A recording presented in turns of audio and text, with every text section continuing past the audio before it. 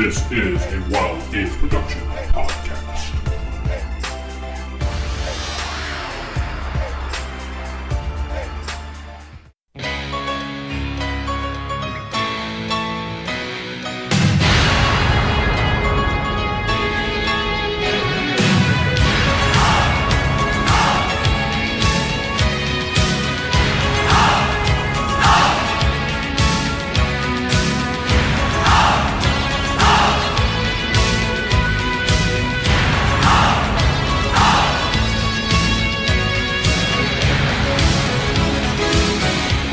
Like it's a Lich boy band group, like they just come in. Yeah.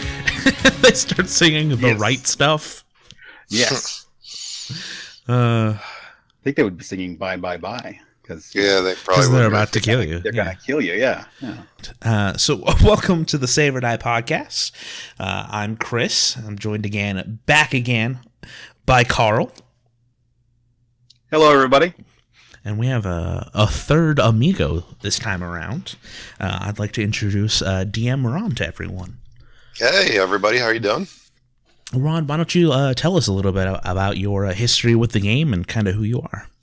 Okay, so I guess I'm the graybeard of the group. I harken back to 1980 as the first time I played Dungeons and Dragons. I actually remember being in 8th grade at the time, and Buddy brought then it was the first edition Dungeon Master's Guide back from Atlanta, Georgia. He was on a trip and brought it back to New Jersey, and we delved into it. And from that moment on, it was every single day after school playing Dungeons and Dragons. We migrated to the Holmes edition, and I am still DMing to this day.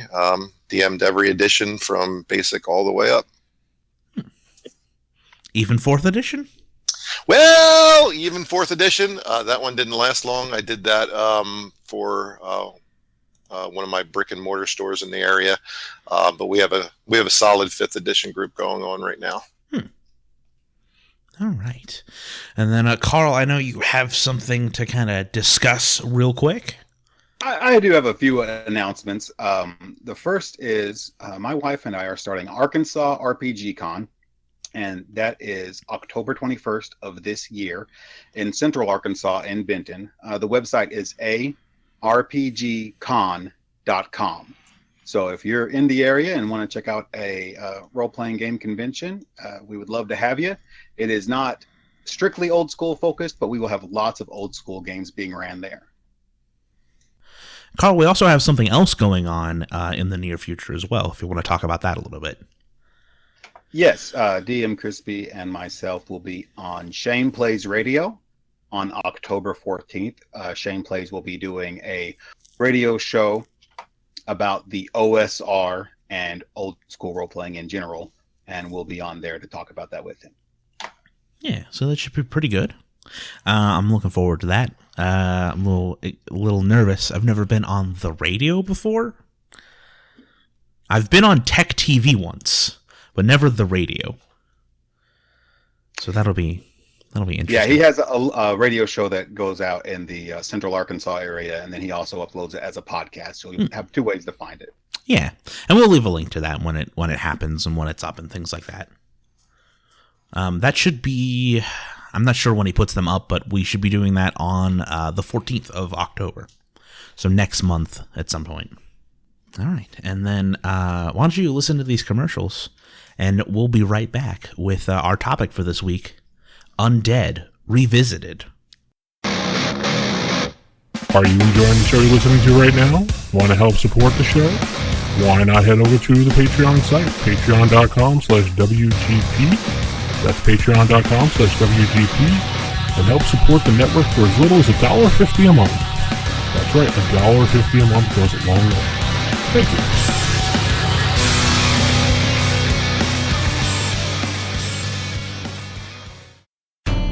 If AD&D is number one, have we got a podcast for you. On the Roll for Initiative podcast, DMs Vince, Nick, and Matt. Hello, everybody. And DM Matt. Hello, everyone. Check out all things related to the game that Gary built. This is basically the module trying to get you to fight things when you shouldn't. Yeah, they basically taunt you. They're being playful. Yeah. They're being playful. Yeah. They feature old and new modules, supplements, musings on rules, advice on DMing a game, and occasionally feature new writers and classic creators of all things 1E. And think of it this way. Number appearing, 2 to 12. 12 demigods hanging out together? Yes, but the Green Man has nothing underneath him as a classification. 0. No. Nothing. No. Just he's God of Growth and Abundance. We don't need to put down any other classification at all. We'll just give it to the Mudman. That's the Roll for Initiative podcast. You can find it on iTunes or at rfipodcast.com.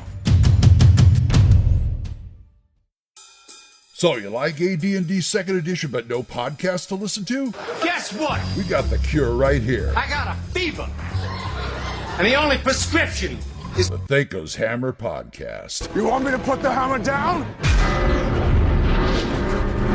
Join DMs Glenn, Brian, Corey, and Full On Gamer as they discuss, debate, and review the world of 2nd Edition AD. Yes. Go here. Give me a gin. Yeah, that's DM Corey ordering drinks. Sorry, girlfriend's getting gin. Rules, modules, supplements, clones, everything 2E is fair game. Someone lied to you, and there's an opposed roll, and they won, so you believe the lie. I know, but I don't, because I, the player, know that they lied to me. But you, the character, have to act like you take the lie. So listen into a podcast where number 2 is number 1. The Thaco's Hammer Podcast, the best damn 2nd Edition AD&D podcast ever. You'll find it on iTunes or at thacoshammer.info. So, for this, real quick, just to kind of go through and see, do we want to do do we just want to tackle this line by line here? Go with the are undead the only creatures that have blanket immunities? Yeah, that'll go with my notes if we can do it that way. Okay. And then creatures that are similar to undead that do not qualify as undead. Oh, yeah, the Shadow and the Thule. And the Lichens. Lichens? I thought Lichens were more werewolf. Well, they're not undead, right? Mm-hmm. But they have immunities. And I think often they get misconstrued as undead. I mean, I think people interpret that disease. They certainly get blanketed in with them in those kind of horror themed modules and horror themed fiction. Okay. You know, the undead and the werewolves, vampires and werewolves, and you see that often where they're represented together. Right. I thought maybe we make the distinction that they're living. Just like the Thule is living. And Shadow's an interesting one because I'm not sure why that's not undead. To screw the players.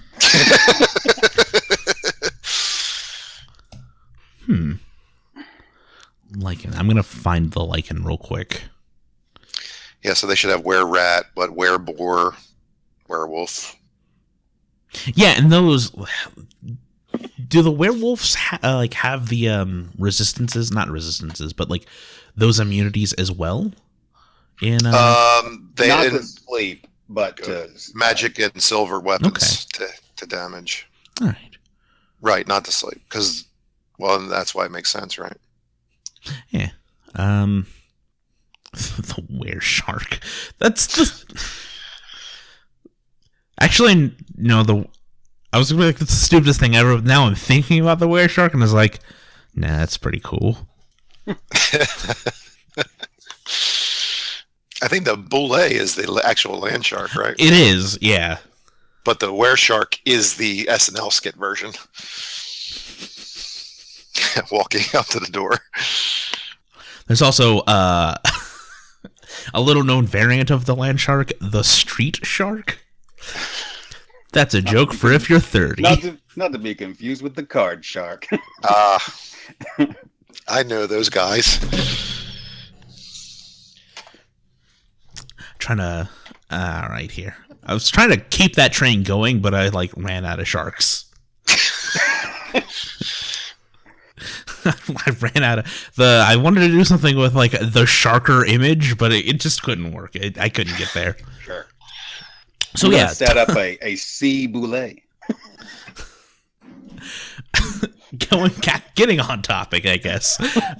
Getting back on topic here. So yeah, undead do have a lot of immunities in the game. I know in AD&D at least, there's that thing where they only take half damage from anything that's not a blunt weapon. Is that part of original D&D? Let's go to Skelly Man. I don't believe so. I don't believe the rules so. for damage resistance for skeletons Yeah. ever presents itself in basic D&D. I don't think we see that through any of the editions at all. Yeah, I don't see that in Swords and Wizardry. I'm gonna look and see in OD&D if it's in there as well. But I thought that was the case, that it's something that came about through AD&D when they were like, more rules. Right. It's not in Homes. Which is kind of nice. I like that sort of that faster and looser, like, oh no, Harryhausen skeletons, and then you fight them with swords. I like the aesthetic of the Argonauts, with their, I want to say Kopeshes and like Gladii, but that's very anachronistic. Fighting, I guess it's a Harryhausen movie, so it's fine. Fighting the skeletons and still being able to fight them. You guys have seen that. There's that image. I'm pretty sure it's actually taken from a D&D module of a skeleton like standing on a really defiant pose, and there's a fighter poking like a spear through his ribs. The caption is, "First of all, you're being a dick." That image is actually from Dungeon Crawl Classics. Oh, is it? Okay. So those are peasants. That's why he has a pitchfork. So he's not able to catch him. Yeah. He's on either side of his pitchfork. I laugh every time I see that. It gets me. And that's a miss on the roll. How did I miss him? He went right through his ribcage. Yeah. Is that something you guys do in your basic games? Like, specifically with skeletons, if people are firing arrows at skeletons, is there like, say just on a regular miss, does it just go through their rib cages, or like, just all the different, like, just barely misses parts of it? Typically speaking, I don't have any, like, I don't even use fumbles. Like, I don't use natural. I don't have any of the kind of damage the players more for a miss. I'm in the same boat, actually.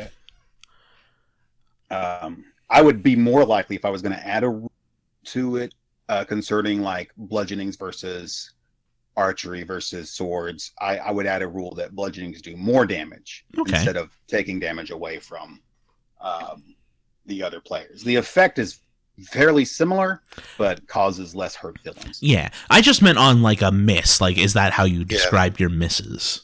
I mean, I tend to provide narrative, I guess, at key moments. I do use fumbles, and crits, especially to, narrate during that time. I think it just provides some, monumental moments, some rememberable things that happen in the game. So I don't use them every single time a die is rolled, but occasionally I'll throw it in there. Okay.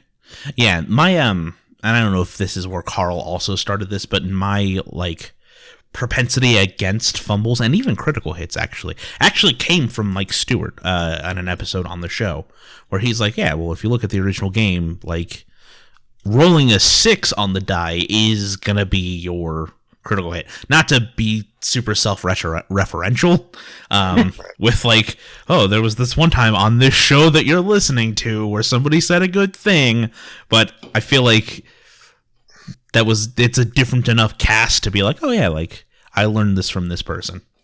My approach is different. I actually include critical hits, but do not include fumbles. And the reason I don't include fumbles is because it can become this kind of like comedy show where like, okay, this breaks or this drops or this, with critical hits, what I do is I actually make critical hits be full damage plus a damage die. Yeah. So what happens then is you don't roll a 1. You go, oh, it was a critical hit. You did 2 damage. It feels kind of silly. But if you make it just full damage, then every hit has the possibility of being a critical. Yeah, my take on it is if I leave it up to the players. So I don't like critical hits because they're normally fighting more like they're normally outgunned or not outgunned and outnumbered with monsters, so there's more of a chance for monsters to roll a critical hit. And I'm running like swords and wizardry, so you're going to die if that happens. You have a D4, your wizard has a D4 hit die, and your monsters are rolling D8s to hit. Like, it's statistically you're gonna kick the can pretty easily. I always leave it up to them though, and I will always go, okay, like if they choose to do it, my rule is it's just max damage. But I don't use fumbles because I don't like the idea of failing backwards. I think failure is its own punishment. So if you miss, you miss, and that sucks already. Like, I don't think that you should punish failure because failure is already its own punishment. I also don't like, I don't know, I'm a big proponent of failing forward if you do fail, or I hate failing backwards, which I think a lot of like White Wolf did a lot from what I saw, where it's like you succeed too hard and now a bad thing happens, and it's like, that's stupid. Why am you punishing me for doing a good thing? Well, I agree with Carl in that I think it does unfortunately provide quite a bit of comedic moments. But what do you guys do in the situation where, I don't know, a monster has someone embraced and someone shoots an arrow? I mean, are there any times that you use a potential die roll to make the players more wary, I guess? Oh, yeah, definitely. Like, if you're going to go and shoot an arrow at somebody who, like, if you're going to, if you're going to try to John McClane your way out of this one, where Hans Gruber is the name of my very powerful Lich character, has your wife hostage and you have to, like, take that shot. I think that there should be a very serious, like, you might hit your wife kind of thing. Yeah, well, for example, last night in our campaign, we had Strahd was feeding on one of the player characters, and the player decided to swing his warhammer at Strahd, and he called Strahd's face, and I'm like, if this goes bad, it's really going to go bad. Yeah. Well, that's one thing I like to do, is make sure that when someone's trying this situation out and they say, I'm going to shoot an arrow at this guy even though he's holding this person, I will let them in on the mechanics of that.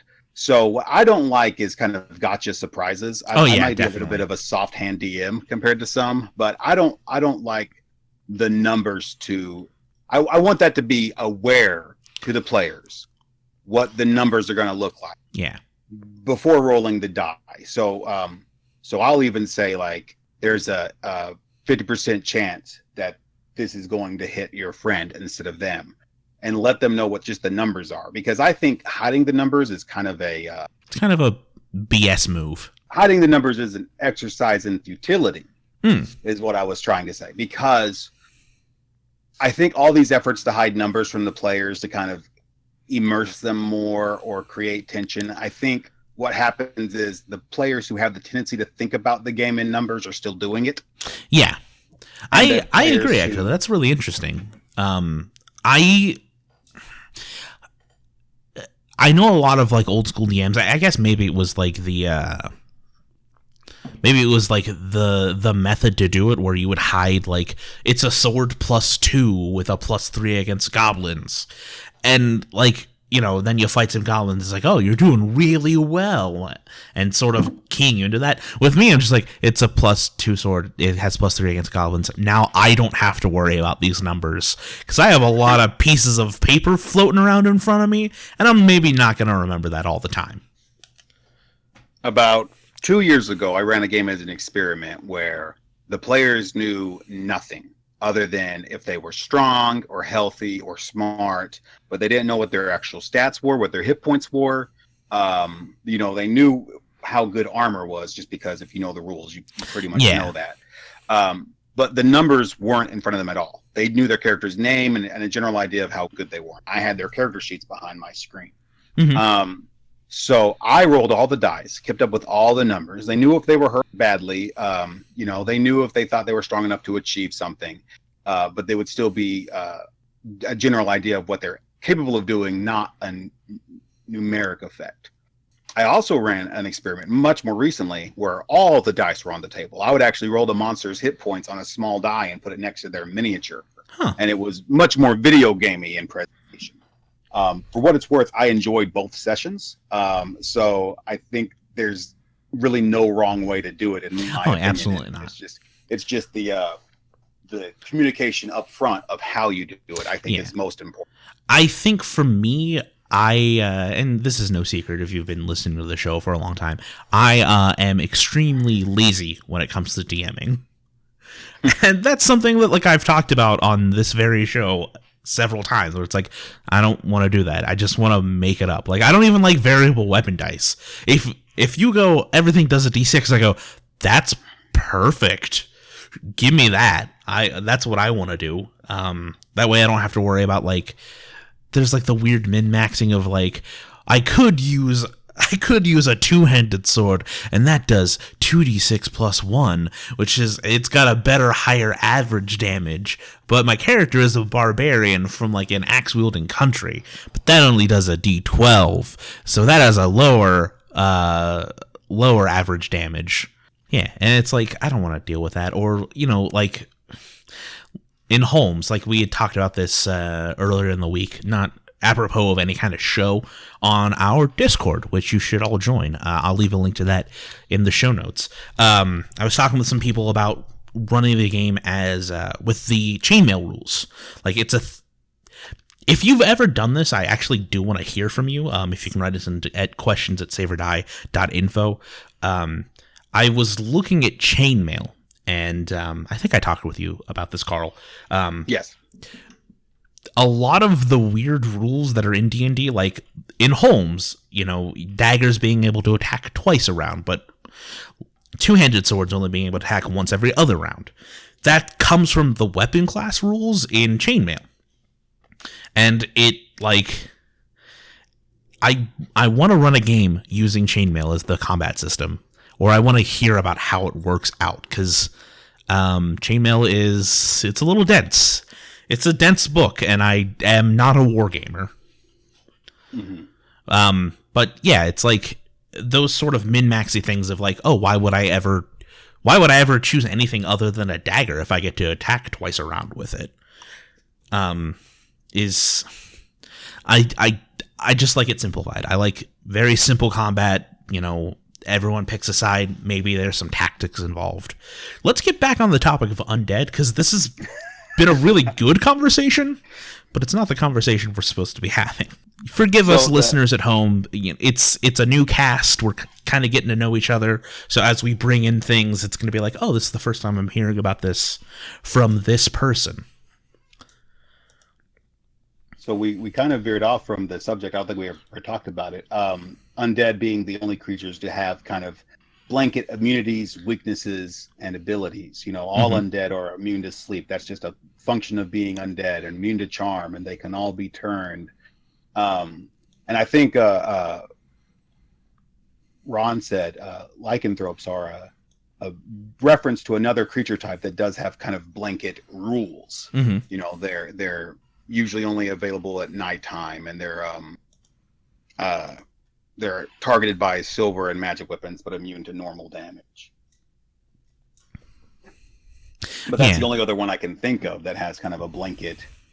That's kind of the only. So Undead and lycanthrope, I guess, like slimes or mold, like jellies and things like that. Those are really the only like types, like overarching type of monster. Actually, gargoyles are immune to sleep and charm, right? And again, there's that misnomer that they have a little bit of a quality to them, although more magical than anything else. And outside of undead, living statues, golems, they have blanket immunities as well. Sleep, charm. And that's interesting because later on in the game, all of those things, except maybe gargoyles, ended up falling under a blanket construct type. Correct. So all undead were constructs. They were created. And that's how they get those immunities. So it's interesting that they kind of took those existing rules and like made it like a blanket, like here's how this gets applied. Yeah, I think a lot of the progression of the game was just ways of making it more communicable. Mm-hmm. Yeah. It's just a rules term now instead of a folklore term. Yeah. And it's interesting, like the lycanthropes are also one of the ones that get tied in with this, because we were talking about this before the show, but lycanthropes aren't undead, but they get roped in with a lot of horror, like modules or even horror movies, I guess. I know a lot of D&D takes from movies and comics of the era. Those like weird tales or like creep show, those sort of things. And that's probably why Gary had originally included them. I mean, that would be my guess. Well, the similarity, again, the misnomer between undead and lycanthropes of the vampire, draining blood. The person theoretically in movies dies a horrible, painful death to be resurrected as an undead being, and you have that lycan piece too, where they're bit. They go through this horrible transformation. They're poisoned by the curse. And so I think that's why the similarity is there. Although as we expressed, lycanthropes aren't undead, but I think that's why you get that confusion sometimes from some people. Yeah, that was one thing that I had researched before the show is a vampire bites you, you become a vampire. A werewolf bites you, you become a werewolf. In D&D, if a zombie bites you, it just really hurts. You don't become a zombie. And kind of as I was going through, I actually looked into this. What had brought it up is skeletons and zombies are almost essentially the same undead creature. I think zombies are a little sturdier. That's just probably because they have flesh. But zombies in D&D have never, ever been, aside from like house rules or variant rules, have never been like the Romero zombie, the infectious undead. Typically, they're like voodoo zombies. The zombies that you can give an order to and make them do something. And I went through and I looked at every zombie movie made before like 1974, and aside from the George Romero Undead movies, every piece of zombie media was always voodoo zombies. So I think it's really interesting that, like, when you look at the zombie in D&D, if you're my age or a little bit younger, and they're not the bite you and you become one kind of Walking Dead or like Dead Rising, Dawn of the Living Dead kind of zombie, there's a weird disconnect there. But I just thought it was an interesting piece of history that if you look at every single zombie movie before 1968, they're all voodoo zombies, and that's why zombies work the way that they work. Romero kind of redefined the term. There's no mention of zombie in 1968 Night of the Living Dead, but he does use the term quite often. But the imagery was so succinct to the already existing word of zombie, these slow-moving, shambling creatures, that I think it just kind of picked up steam. There's actually only one line in any past pre-Land of the Dead Romero zombie movie that uses the word zombie, and it's in Dawn of the Dead. Mm-hmm. So he avoids the word, but the word kind of became attached to his work, and now it's really become pervasive. You know, when you say zombie, people don't think of voodoo culture at all. No, they think of some sort of virus that reanimates the dead. Yeah. I prefer in Dungeons and Dragons my zombies to be magical constructs or some sort of minion to a higher magical power. I don't, even though I love zombie movies, I don't like that type of zombie in my fantasy gaming. And it's interesting that, like, so I just brought up the Wikipedia page for Ghoul just to kind of get to the folklore of it. Romero's absolutely, like, 100% in a technical sense correct for what his zombies are. So this is, I'm reading for Wikipedia. This is not any, like, super scholarly thing, but a ghoul is, it's a quote, a ghoul is a monster or evil spirit in Arabic mythology associated with graveyards and consuming human flesh. Right. Like, that's, Romero's spot on. He's 100% correct with what he's saying. One thing to keep in mind about Night of the Living Dead, George Romero, originally it was just titled Monster Movie because they just wanted to make a movie. And at one point it was vampires, at one point it was aliens. It owes a lot of its look and feel to The Last Man on Earth, which was a Vincent Price movie based on the book. Yeah, I Am Legend. I Am Legend, right. So he's actually been quoted to say the only reason my zombies aren't vampires is because then I would feel like I would be ripping off I Am Legend and Last Man on Earth completely. Yeah. So the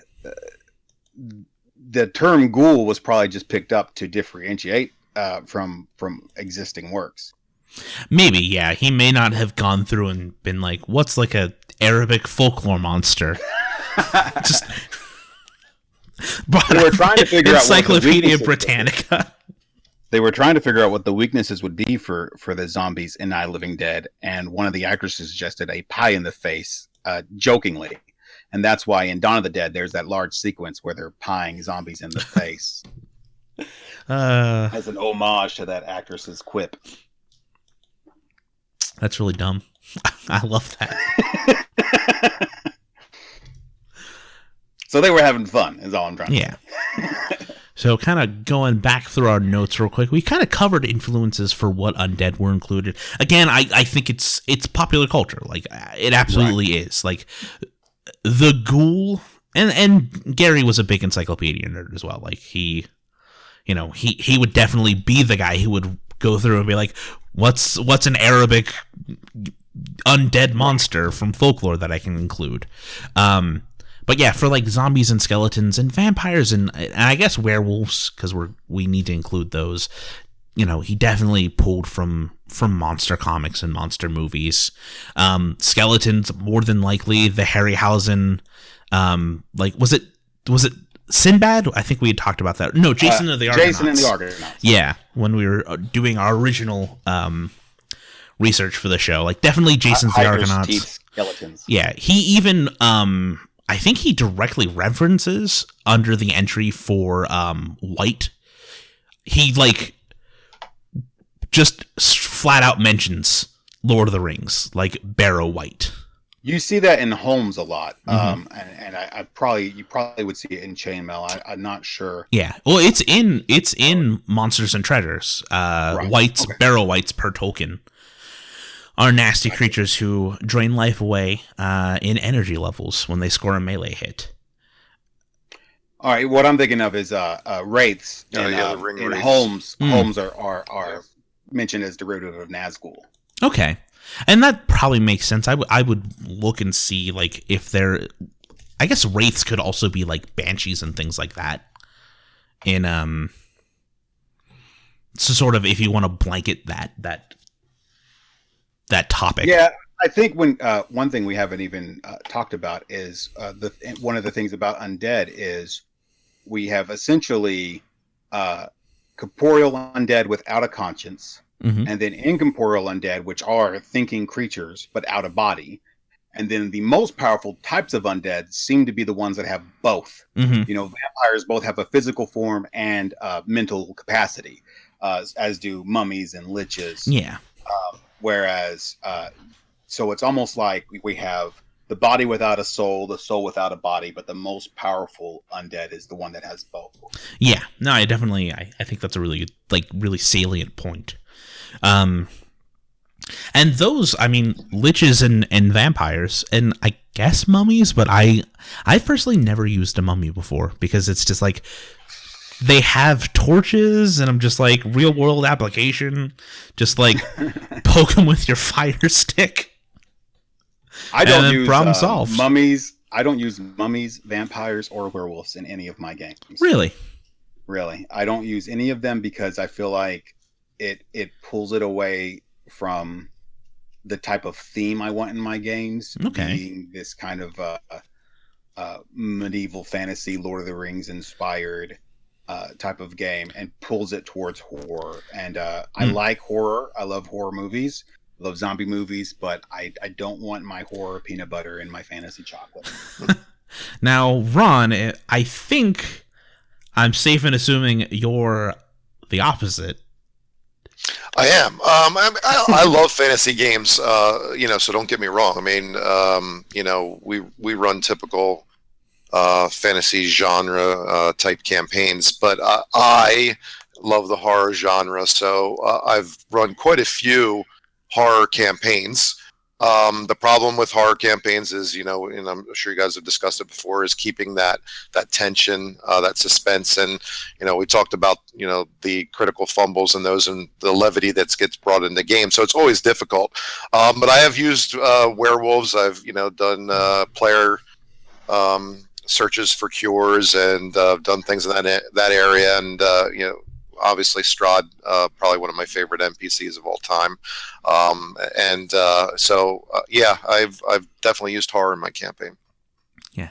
Just as an aside, I'll edit this out, but did you want to mention that you used to go by DM Strahd? Sure, if you want me to. I thought you might be going there. Yeah, but I wanted to, I didn't know if that was a secret past. Everything I did on the internet from 14 to 20, I've been just actively working to bury that stuff, so I didn't know if you were in that boat as well. No. You used to be DM Strahd beforehand, and you're running. Are you currently running Curse of Strahd? Is that your in-person game? Yeah, we just concluded that last night, as a matter of fact. So we're going on to other things, but I've been a fan of Ravenloft since its incarnation, and I know that's second edition, if you go back to the first edition module, but yeah. I just found that just the way they spoke to a vampire as a major villain in an NPC, and just how much they brought that to life. So I echoed that in the beginning of the days of the internet. I think on dial-up, I was probably DM Strahd. There may be another DM Strahd out there. I think that I eventually became the real DM Strahd at one point, but I've let that go, and now I go by Demicorn in most circles. Yeah. I'm running in a... I'm going to be playing in Curse of Strahd literally right after this at around 6:30 my time. It's 4 now, so in a couple hours. I have not gotten anywhere near it, but yeah, and I think it's interesting, those most powerful undead, the liches and the vampires, those are the no joke undead. Your lich and your vampire are gonna be the main antagonist of an entire campaign, because of just how crazy powerful they can get. Your vampires in the original rules here. Let's take a look here. So Carl was kind enough for us in our research to compile all this info, and so I'm going to kind of take a look at what vampires can do. I know liches, they're super high level magic users. So you've got a 15th level wizard that is also a zombie and can, hit you and make you real cold. Right, with powerful immunities. They're listed as a minimum 12th level. Yeah. Minimum 12th level, and average 18th level. That is a high level wizard. That's your 9th level spells as well. I think 17th level is 9th level spells. So this is a skelly man who can also cast Wish. Right. And has been around forever, so he probably has every spell in his spell book. Or at least the vast majority of them. Yeah, that's And I was saying that both those, so not only are they undead, they carry the immunities, of the undead class, but they've leveled them up. They've given the Lich spellcasting ability, so now it's hard to hit, and he really gives a wallop. And with vampires, I mean, the level drain combined with in a lot of these editions how difficult it is to kill them. Yeah. So that makes them the perfect foil. Yeah, they regenerate as trolls. They can summon 10 to 100 rats or bats, or just like a couple packs of wolves. They have charm abilities. They charm men types merely by looking into their eyes. So you just, your fighter, say you're fighting the vampire, and it's your, I don't know, let's say 9th level fighter. Now he's turned against the whole party. And they're boss monsters, so they have, it would not be outside of the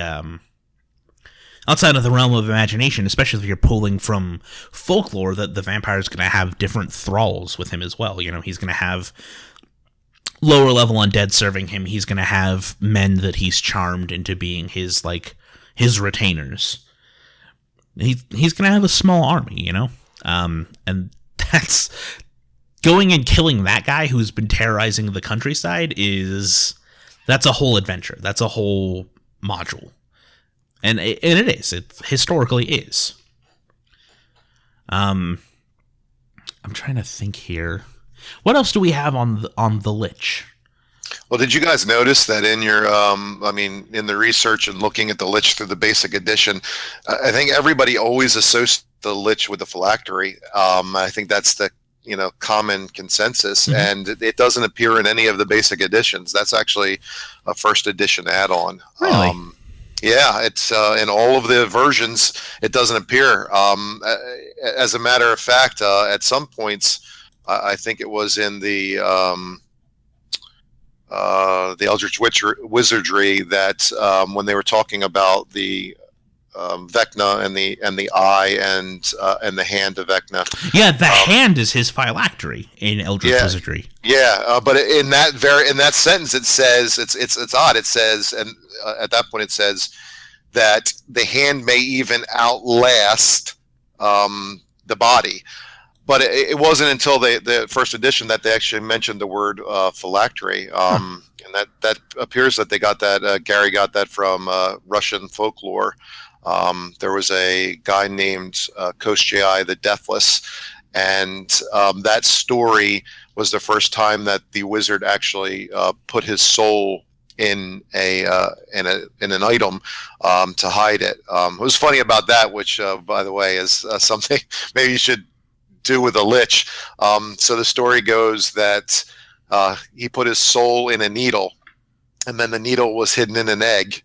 And then the egg was hidden in a duck, and then the duck was hidden in a hare, and then the hare was hidden in an iron-bound chest, which was buried under an oak tree, which was on an island in a vast ocean. So it shows you, what level a Lich would go to make sure that his soul isn't found. I just love Yeah, this is basically a Matryoshka doll. Yes. Yeah, there you go. Yep. It makes me want to create a variant Lich, the Turducken Lich. I was working on how to pull that in. Yep. That's exactly what I thought when I read it to him. I was like, oh yeah, the Rabducken is that's what I'm having for Thanksgiving this year. So yeah, I was surprised to find. I mean, I had always associated the Lich with the phylactery, and apparently at the beginning he was just an undead wizard. I think that Gary got some of his influences from Clark Ashton Smith, but I think the big one was Gardner Fox, where in the Sword of the Sorcerer, Kothar gets the Frostfire sword from what they called a living dead wizard, and I think that's kind of where the Lich started from. Yeah, in Greyhawk, where it's introduced, it says that they're alive only by means of great spells and will, because of being in some way disturbed. So it leaves it very open, which is one of the strengths of classic basic D&D, where things are kind of more at play to being moved around. Yeah, I've definitely used different methods for creating a lich than just putting your soul into like a necklace and hiding that necklace. Like it could be something like you could have the magical artifact, like you could have the Lich Book, which is a cursed book that, you know, details the method for how to become a lich, but it is also the phylactery. Yeah, the Dragon 26 is when Len Kafka wrote the article on becoming a lich, and he had the whole formula. Mm-hmm. Lich, and he mentions he doesn't call it a phylactery there too. He calls it the soul receptacle. But there, it can't be just a common item, according to that article. It had to be an item of great value. Yeah, and I don't know that I necessarily agree with that. I think I disagree with that. I think it's smarter to hide it in plain sight. Yep. Like, make your phylactery just like a pebble in a gravel pit, and just toss it away. Or a needle in a duck. Yeah. Yeah, it's always been like that's been the thing in kind of D&D popular culture is the phylactery is always either with the lich or it's something like ostentatious. It's like, no, if you're smart, you're going to make it something that no one will ever be able to find. Yeah, it reminds me of the Indiana Jones Last Crusade goblet. Yeah, right? the cup. Yeah, Jesus was just a carpenter, like, so of course the plain one is going to be, but yeah, everyone thinks, oh no, he's the King of Kings, so, you know, he's of course God has the best cup. Apologize to any Christians. I do not mean to demean your religion. I have a lich I run in my games that is a cult leader, and his phylactery is his cultists. So he has as the more cultists, and they're fairly innocent beings. He's not presenting himself as this evil person who wants to take over the world. So the players now either have to disillusion these cultists or, you know, make the decision to take out otherwise innocent people. Oh, they have to like destroy their belief in him? Right. They have to proselytize and be like, hey, here's why your religion is dumb. They would have to prove to them that this guy is actually an evil entity and not the flower and tambourine. Oh, guy that's that they think he is. Really interesting, actually. What I like about Dungeons and Dragons in general is the idea of taking fantasy tropes and turning them on their head. So if you have a lich who's like really nice and trying to get all of his followers to believe in him, and he's singing peacenik songs, but he's actually really just this terrible, horrible creature. Oh yeah, he's like, I was gonna ask, is he actually just a nice guy, or is he like on the down low committing atrocities? Yeah, he's awful. He's just an awful human being. So I like that because I have another lich I just introduced in a Swords and Wizardry Light game I'm playing, which doesn't have a lich in it, but who cares? That is a nice guy lich. He's actually a genuinely nice person. Just happens to have become a lich somehow. Just like it's like, so, hey, buddy. The wrong potion. So he's basically been a lich for thousands of years, just providing for his descendants. Huh. So all of his family, his extended family, live in his castle with him, and it's just a well-maintained castle. Yeah, and that's something I wanted to segue into is your liches, are they always super evil? Like, I like the idea of it's just a real, like, just a wizard nerd, just a huge wizard geek who's like, it's like that Twilight Zone episode where everyone on Earth dies except that one guy, and he can finally read. It's like, there's finally time now. Where it's just like someone who's obsessed with unlocking as many secrets of the universe as they can, but they're like, oh, I'm going to die. I should probably put a stop to that. It'll really cut in my sitting around time. Yeah. And I think that's one of the things that it's just open to your world, how you want to present it. I think in theory, the idea is the act to become a lich is so disgusting and evil that only an evil person would do it. But when you're running D&D, your campaign is you are the author at your table. You decide what it takes to become a lich. And well, yeah. I mean, I guess theoretically, it's because liches can be either magic users or clerics, right? Mm-hmm. in theory, you could run a campaign based on, a disease that has crippled a kingdom, and this wizard has sold his soul to find the cure, right, through magic. Huh. And so his quest for, finding the cure is that lich piece of, I'll trade my soul for eternal life and attempt to, to discover the magic that can fix the ills of the kingdom. That they become a martyr figure in that story. Yeah, and that's the thing is, like, I think like a lich should have some kind of mission, maybe maybe there's some kind of great mystery that no one knows the truth of, and he's, there's tons and tons of research to do and tons of inquiries with different extraplanar like beings and deities and things like that, and it consumes this wizard or even a cleric, an inquisitor who's trying to figure out where the first vampire came from, and he's trying to get to the bottom of it, and maybe he has to sell his soul to become a lich cleric in order to solve this mystery. That would be a really tragic thing. Like, the lich cleric, that's one you don't really see very often. Especially if you go back with what we talked about last episode, where clerics are monster hunters, them becoming the monster in order to better perform their job. That's like, there's some meat to that. Just in like a dramatic, I guess more of like in a storytelling way than mechanical, but all right. And I think that's going to wrap up our show for this week, actually. Before we go, we actually did receive an email on last month's episode that we're going to kind of respond to real quick. Just kind of a quick addendum to our last episode. This comes from DM Chuck. Chuck writes, "Hi guys, I just listened to the show on clerics, and I must say it was very well done. Thank you. Despite this, there were two topics you did not cover. First, I was wondering if you follow the rule that restricts certain magic items for each class. For example, are clerics the only class that can use a staff of healing? Are they prevented from using a wand of fireballs? To me, these restrictions give a class a niche and give players a reason to play them. My next question is, how do you DM when the party does not have a cleric? Does the group find more healing potions than normal? Can they hire a cleric henchman? Or must they just live with the fact that their party has a deficiency?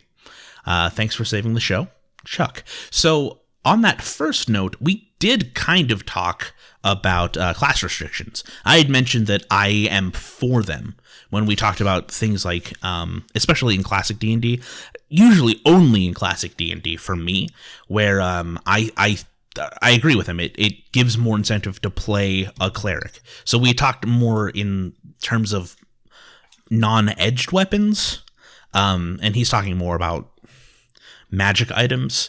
For me, I think yes, that they should be in place. If they're the only ones who can use a staff of healing, which makes sense, I would say yes, let's keep that restriction. Wand of fireballs, I wouldn't let a fighter use a wand of fireballs. A thief would have their ability to activate a magic item, but yeah, wands would be a wizard only kind of thing. That's where I stand on it. Ron, where do you stand?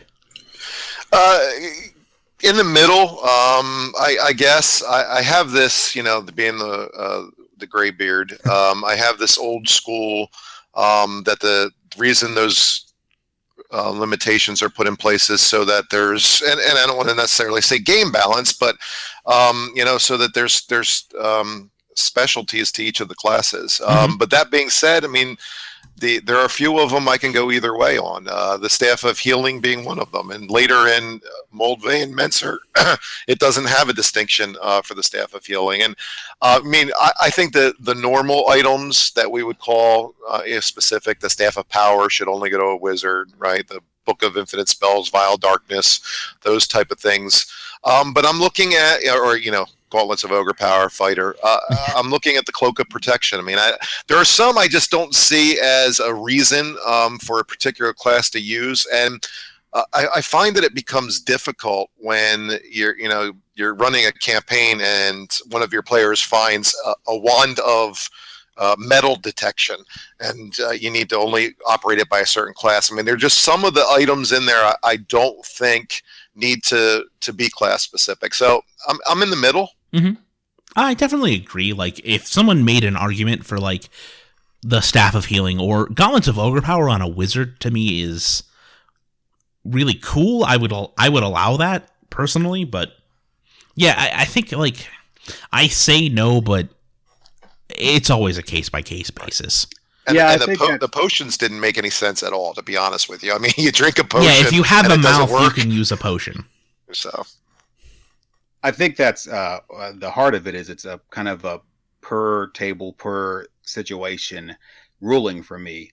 To me, my job as a game master is I am playing a chess game with the concept of fun. And so if there's a situation where it both makes sense and helps the game, that this wand could be used by non-wizards, or this cleric magic item could be used by a non-cleric, then I would work that into my game if I thought it improved the situation of the game. One thing I've done before is have a very it was actually a halfling thief. It was actually in a non-classic game, but it was a halfling thief. Get granted this favor of this goddess, so it put the halfling thief in a very difficult spot, but it opened up a lot of opportunities for them that wouldn't have been available.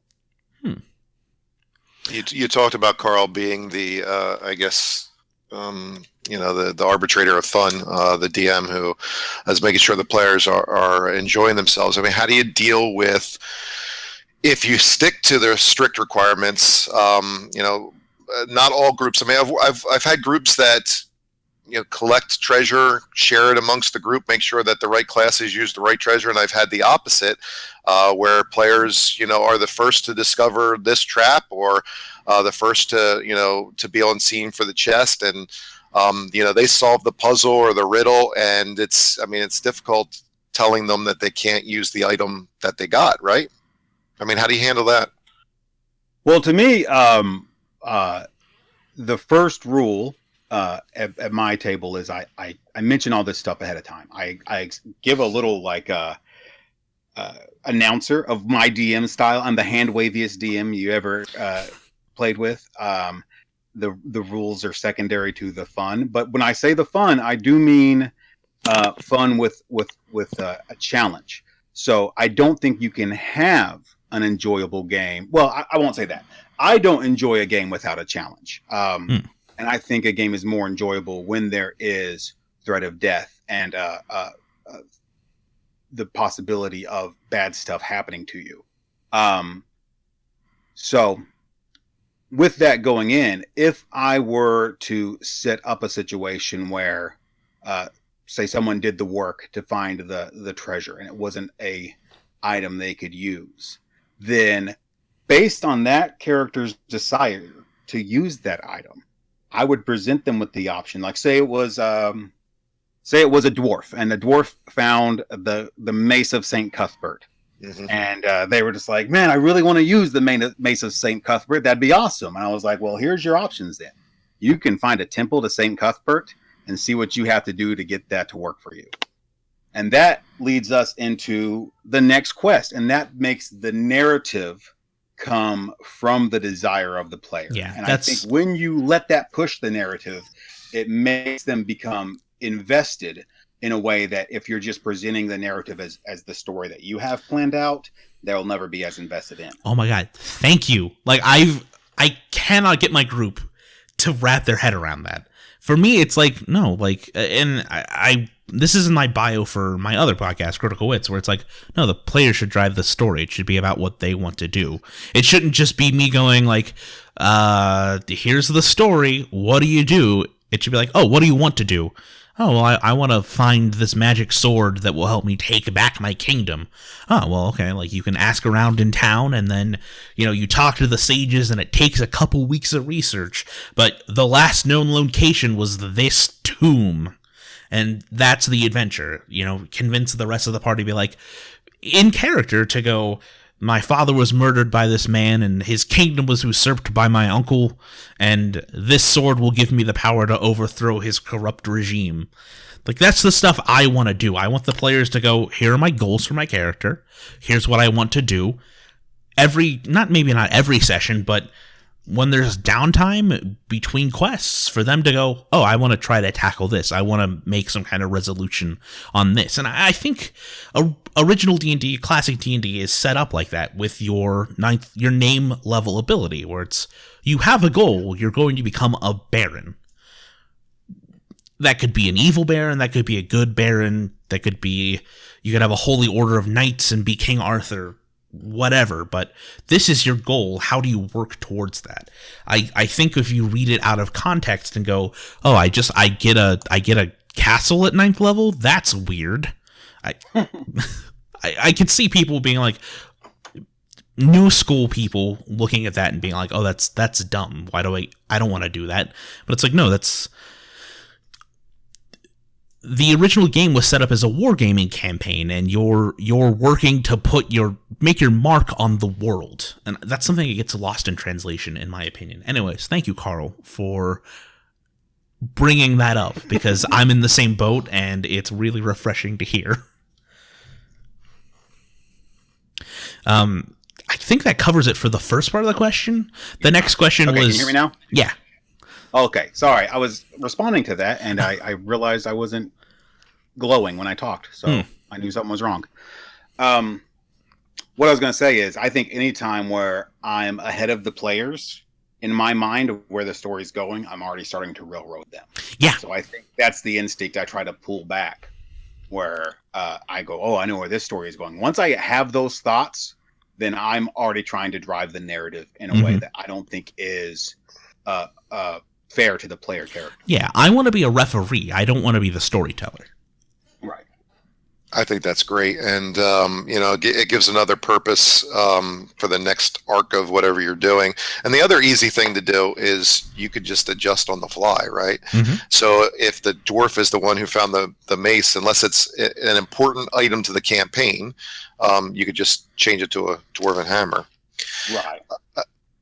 But I love the concept of magic items actually meaning something and having bigger purpose than just a +1 sword too. Yeah. So. Yeah, I'm in the same boat. Going with his second part of the question, or second question, I guess, is if the party doesn't have a cleric, this is an easy, like, they just find more healing potions. That's how I do it. Like, I'm not here to kill them. I'm not trying to kill them. Like, I'm going to challenge them, but I never gun for anybody. Combat rolls, I roll in front of a screen so they can see, yes, I did hit you. I rolled a critical hit. And if there's no cleric, maybe I'll make them a little bit tougher. Maybe I'll give them a little extra HP, or give them, like, they'll be able to get, I don't know exactly how I do it, but in the past, when they haven't had clerics, they have a NPC higher than cleric, or they have more health potions. Yeah, I think hirelings would be a good way to handle that. But also, it's one of those problems you run into when you have such an archetype-filled game, where you don't have one of these archetypes, and you need to fill it. You don't have a PC for it. I think the henchman rules, hireling rules, is a great way of doing that, and that also allows you a role-playing opportunity where they get to know this person. Yeah, who is essentially a red shirt. I mean, they're just going into the dungeon. They might die, but that can make that an impactful moment, where, especially if you get them to like that character, they start becoming invested in that hireling. But I think the common way to do it is you got to stock up on healing potions, or some sort of healing magic. I think that's also a fine way to do it. Yeah, I do the same thing, but probably not to the same degree. I've had a situation where they decided not to have a cleric in the party ranks, and I wanted them to figure out the solution to that. I mean, how are you you're going into a dungeon or this encounter, and without a cleric, what are you going to do? And I may throw a token potion here or there, but I like them going back to town, finding the healer, finding a priest, someone that can help them, someone that can heal the party, and then creating that NPC that becomes either he tags along, they hire him, or they visit him on a regular basis. So that's the same thing.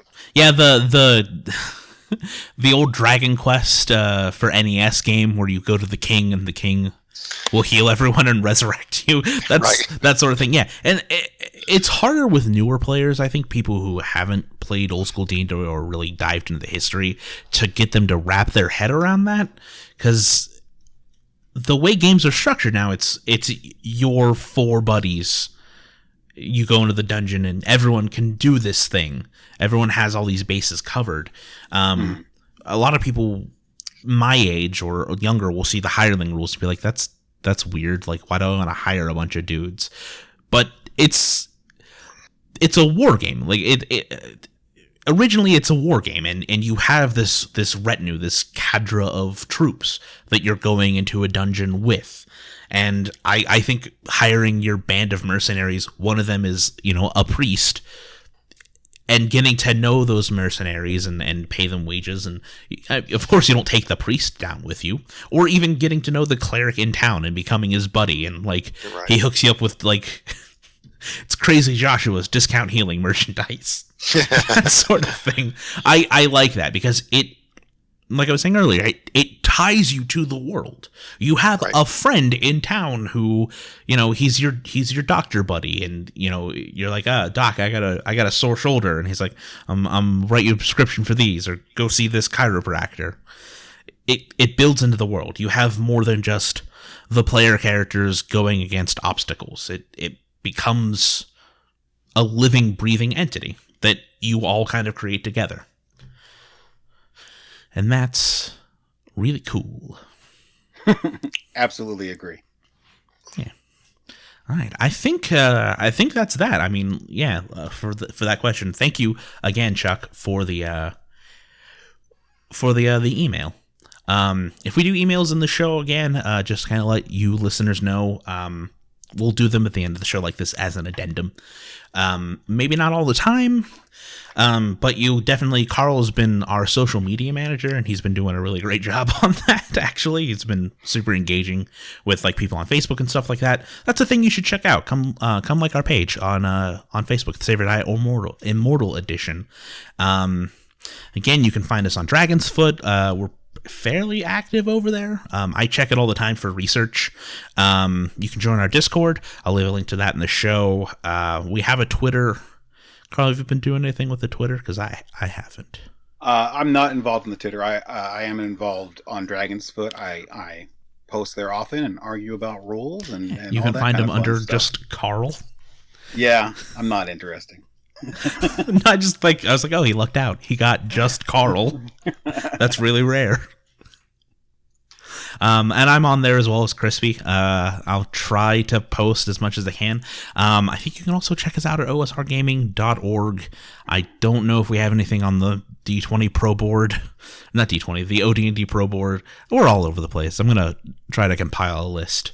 But I'm out there too. I've been quiet for a little bit, but I see Carl all the time. Yeah, Carl's on Dragon's Foot all the time. It's like, oh hey, look. I don't get out much. But yeah, that'll be our show for this month.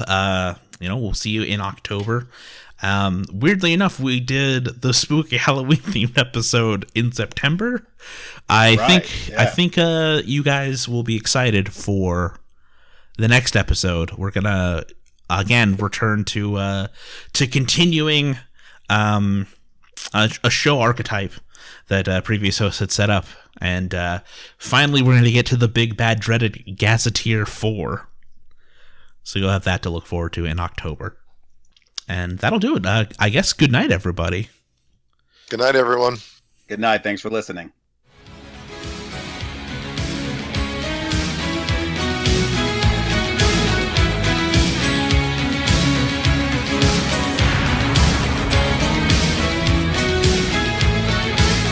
Well, let me tell you something, brother. The Saber Die Podcast Immortal Edition is a production of Wild Games Productions, brother. It is produced for entertainment purposes only, Jack. All other uses are prohibited, dude. So be sure to visit them at saberdie.info for more information, brother. What you gonna do when the Saber Die Podcast runs wild on you? Ooh.